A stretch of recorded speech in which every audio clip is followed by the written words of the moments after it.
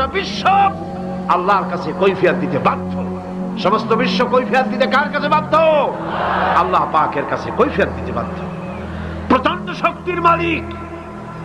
মানুষেরা বোঝে না, ক্ষমতায় যখন আসে তখন চতুর্দিকে দেখে ক্ষমতা আর ক্ষমতা, কি যে করবে দিশা করতে পারে না।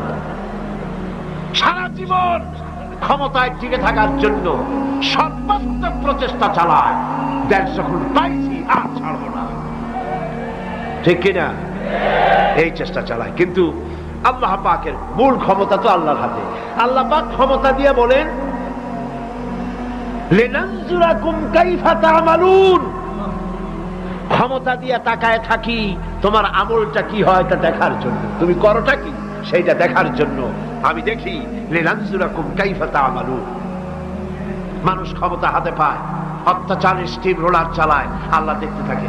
আর আল্লাহ যখন অ্যাকশন নেন, সেই অ্যাকশন থেকে তাকে কেউ বাঁচাইতে পারে না। প্রচন্ড ক্ষমতার মালিক।